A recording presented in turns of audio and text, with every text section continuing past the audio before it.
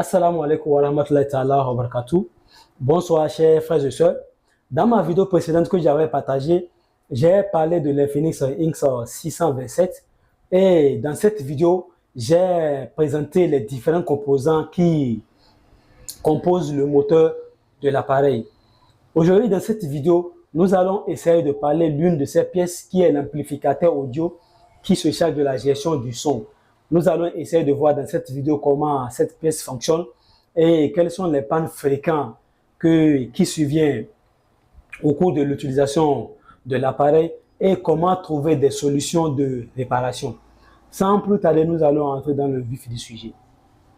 Voici le moteur de l'Infinix Inx 627 et dans la vidéo précédente, j'avais présenté simplement les composants qui constituent le moteur de l'appareil.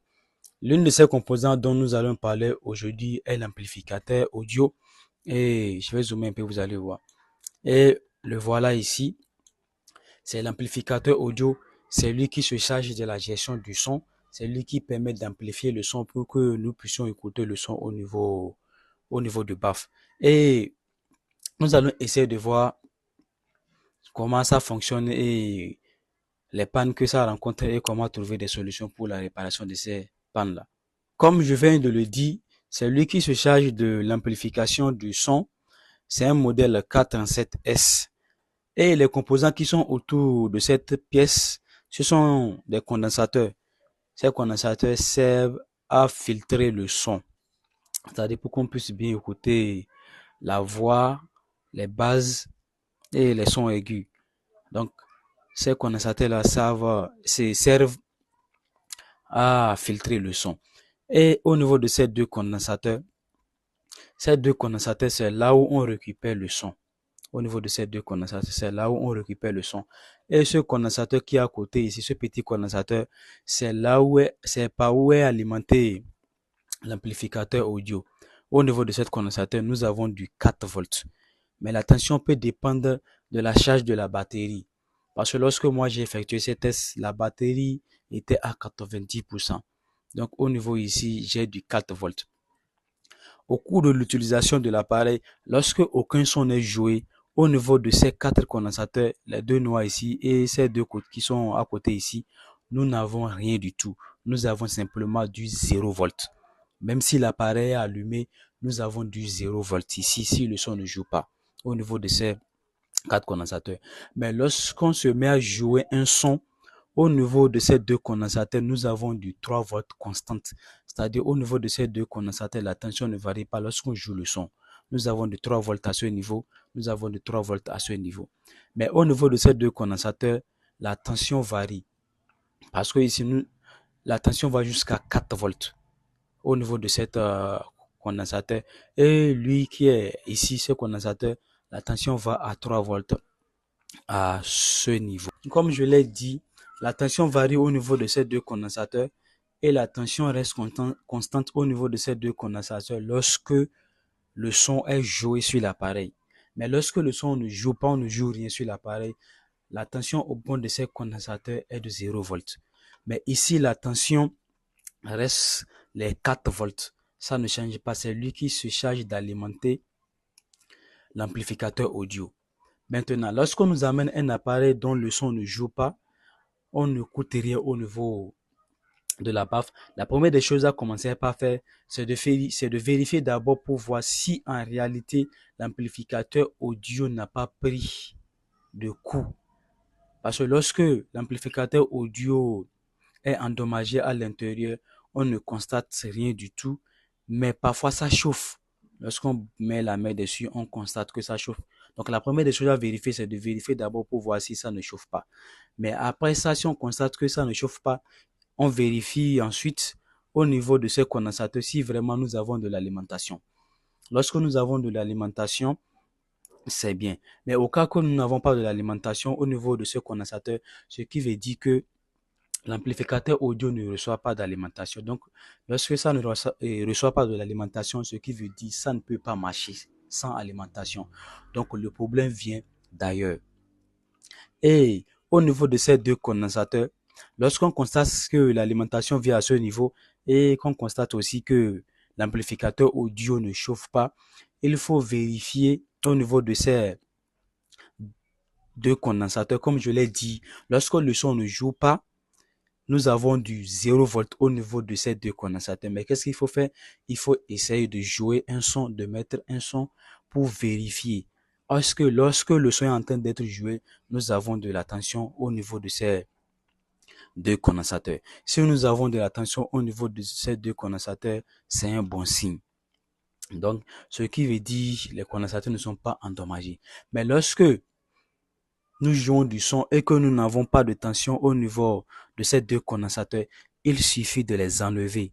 Ces deux condensateurs-là, nous allons les enlever et vérifier une par une pour voir. Après avoir les enlevés, est-ce que nous avons de la tension au niveau des points de soudure de ces condensateurs. Parce que lorsque le condensateur est endommagé, ça fait un court-circuit. Le court-circuit permet de voir du 0 volt au niveau de ces condensateurs-là. Mais lorsqu'on enlève ces condensateurs, en même temps, la tension va revenir à sa normale. Et là, qu'est-ce qu'il faut faire? Il suffit simplement de changer ces condensateurs-là. Mais lorsque la tension au bon de ces condensateurs est normale, il faut aussi vérifier à ce niveau. Comme je l'ai dit ici, lorsqu'on joue le son, la tension varie au niveau de ces deux condensateurs. Mais lorsque vous jouez le son et que la tension reste 0 volt au niveau de ces condensateurs, là aussi, il y a un problème. Qu'est-ce qu'il faut faire? Il faut enlever une par une ces condensateurs-là pour voir à quel niveau, lorsque vous enlevez le condensateur, en jouant le son, la tension revient à sa normale. Donc, c'est la première des choses à faire. Mais lorsque vous vérifiez tous ces trucs et que vous constatez que qu'on appelle la tension au bon de ces 4 condensateurs, tout est normal, qu'est-ce qu'il faut faire? Il faut d'abord brancher directement le baf de l'appareil à ce niveau. Il faut tirer des fils. Après, je vais montrer un exemple de comment réaliser ça. Vous allez tirer du fil au niveau de ces deux condensateurs-là pour voir si en réalité ce n'est pas les lignes qui amènent du son vers la baffe sur la nappe qui ont de problèmes. C'est-à-dire, l'une des liaisons est coupée. Parce que si l'une des liaisons est coupée, tous ces condensateurs et l'amplificateur audio peuvent fonctionner correctement et envoyer le son vers la baffe. Mais si la ligne est cassée, on n'aura rien.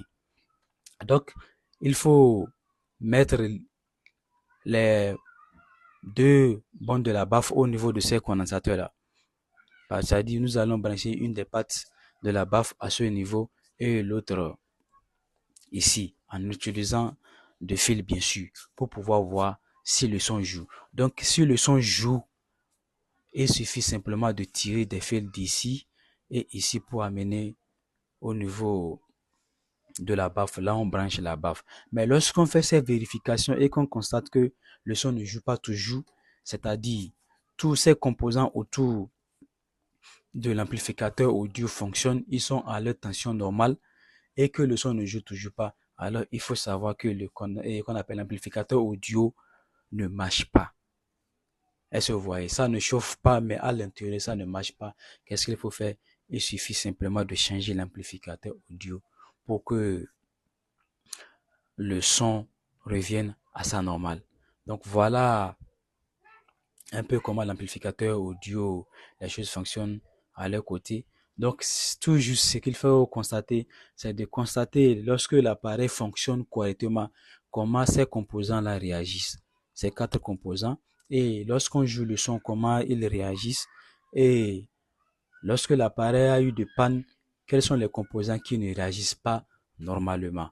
Donc voilà un peu le diagnostic du son, comment vérifier les composants qui ont de panne et comment résoudre ce type de panne. Et souvent c'est les pannes courantes, c'est juste les lignes qui se cassent, les lignes qui amènent le son vers la baffe, ou soit peut-être c'est l'amplificateur audio elle-même qui prend le coup, ou bien ce sont ces deux composants là qui prennent le choc. Là, il suffit simplement de les changer. Voilà le contenu de cette vidéo. Comme je le dis toujours, si vous avez des suggestions à faire ou bien peut-être des erreurs dans cette vidéo, vous pouvez me corriger. Merci d'avoir suivi cette vidéo et à la prochaine fois.